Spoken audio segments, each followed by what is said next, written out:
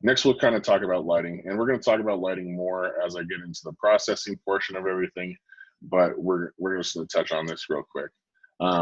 What I do with the lighting, first rule, keep it simple. You don't need to overcomplicate this really, especially starting out.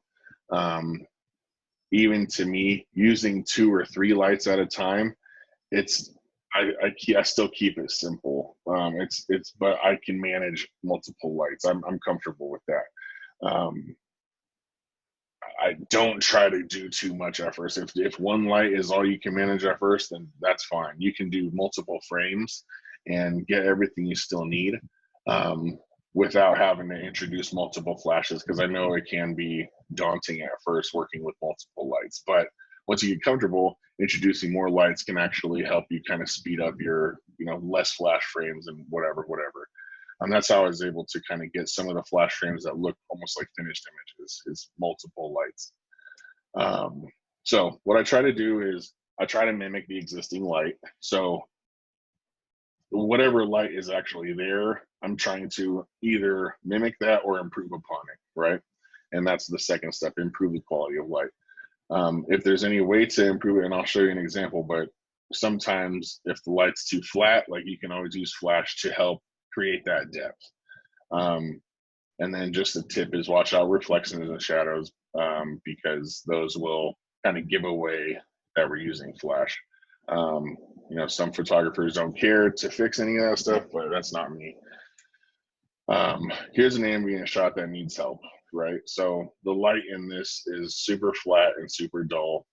When you take a flash rim like this, I rim lit it from the side, and then I think I had a flash in that laundry room to kind of light up that back area, but I think this was just 2 lights. And then once we put it all together, I'm able to kind of get the best of both worlds. And that's the whole purpose of it, right? So here's an ambient light only shot. Here's a flashed image. Here's a final image. So that's kind of what we're doing here. You can kind of see the lighting is very similar in this shot and this shot. They're both coming from the right because that's where those windows and stuff are. So I try to light from the same direction so that the blend isn't so tough to make it look convincing that this is just what's happening naturally. So now you can see it's kind of, you can't really tell that there was flash going on, but you're in this image, you can see both the flash and ambient layers to their, what they're used for, basically. That's it for that. We do have a question from Linda. She said she tends to only change the shutter speed on the flash pops, but the reason is she doesn't want to touch the camera any more than she has to, which is, obviously a good thing. What she says she wants to know is, will it make a big difference in adjusting the ISO also? So I think she means, is it a big difference between adjusting the ISO or adjusting the shutter speed?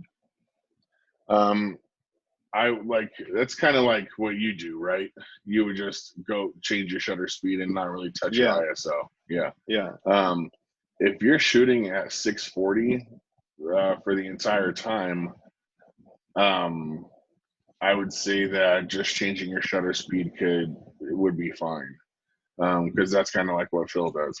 But I think the only thing you have to worry about is getting up to that sync speed, because once you do that, you're going to lose all the power you have on your flash. Well, the shutter speed shouldn't matter with the flash power, as long as you don't go past your sync speed. Because right, that's what I'm saying. Yeah, you don't want to get past it, because then the high speed sync does cut your power of the flash down. But your flash duration is way faster than the shutter speed. So as long as you're synced up, you should be okay. But just don't go past that. If your shutter speed, I don't know what camera you use. If it's I forget if you're a Nikon or what, Linda. But if you go, if your shutter speed's 2/50th of a second, you don't want to go past that. So I would go straight up to 250, and if you need to go lower, then that's when you want to bring your ISO down. Another thing is I use my Cam Ranger most of the time on this type of stuff, and I can control a lot of that stuff from there wirelessly. So there is alternatives to touching the camera, but introducing these other things does take longer. But like I said, this isn't like running and gunning type of stuff. I mean, you can do this stuff fast. There's a fast way to do it, but I'm not really going into like how to cut corners on this. Really, I'm trying to tell you how to make the best photos that that you can make. So yeah, she uses a Fuji and her sync speed's 200. So okay, she's a I would say leeway. I would say if you can set up your custom controls. I don't know if you have custom controls. I know the Fujis are pretty feature rich. So if you can set up custom controls, set C1 to ambient, your ambient brackets, and set up your C2 to flash, and you should be able to kind of at least get your ISO and your shutter speed and stuff like locked into a certain way. That way you don't go touching things you don't want to touch, or you don't forget. That's the one thing that I would forget stuff. So I like to use my custom features, and every time you switch back into a C1 or a C2, any changes you made before are erased, and it's just back to whatever your default settings are. So you're always back at your sync speed, or you're always back at this certain ISO, and that's kind of what I like. So yeah, I would say that as long as you don't go past your sync speed, you're good. If you need to bring the exposure down lower, that's when you want to drop your ISO. But if you can get a camera ranger or something, that could help you not touch your camera at all. But and then we do have a question from Todd.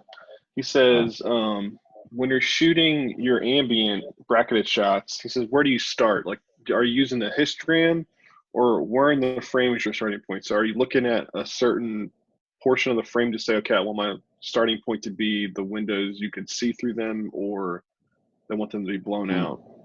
Well, I kind of mentioned that, like, my starting point is, so my camera is different though. So I was able to set my brackets up in an order to where it captures the brightest image first, and then works its way down to the darkest image. And when I half press my shutter, the preview screen pops up as the brightest image. So what I do is I half press it and then adjust my shutter speed until I basically see like the ceiling I want, the brightest image I could possibly need. I don't go past what I would possibly need. I just go to the brightest image that I think I'm gonna need, or my editors or whoever is gonna need. I go to that, and then I just pop them off. If you were an easy way to go about it is I would definitely set your light meter up to be evaluative of the whole scene, and just zero it out. If you're going to go, 2 stops up or down, I would just go to your 0, and that way you got your middle one, and it's going to go 2 stops up and then 2 stops back. And you should be able to get everything you need from that. I used to go for just 2 shots, and I think it was a 2-stop bracket too, but I would get my overexposed shot, and then I would just get the one under that. And then my flash layers, I'll pull my windows and stuff from that. So, but everybody's workflow, is going to be tweaked slightly differently. Like, I tweak my own workflow just to try new things out and see if anything benefits me better. So I would say kind of work on it and see what you like.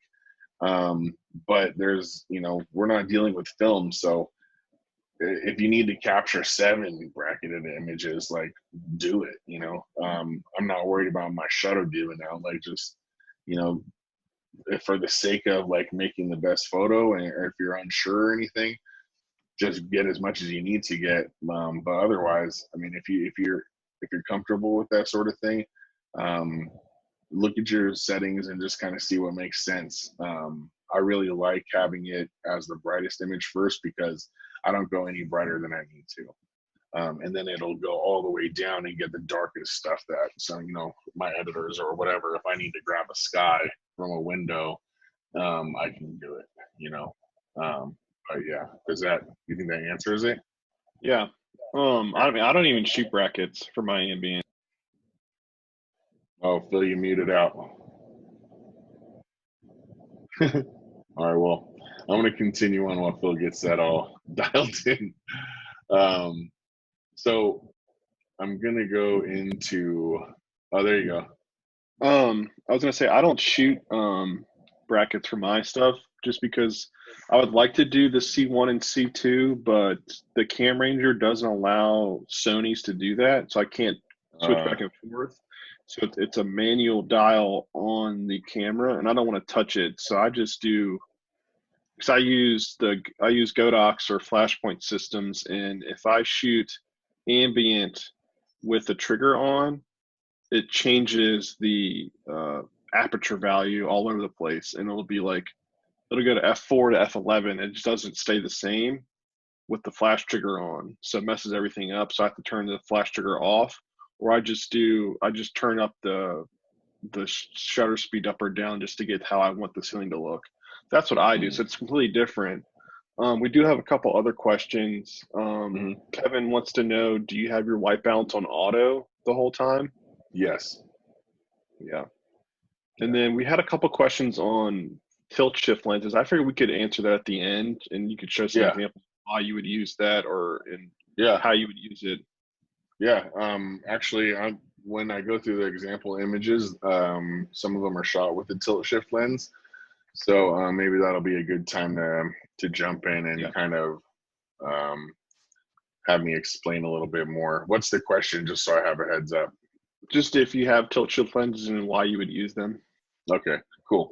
I will definitely be going over that. So, all right, so we're ready to jump into some processing then, I think, right?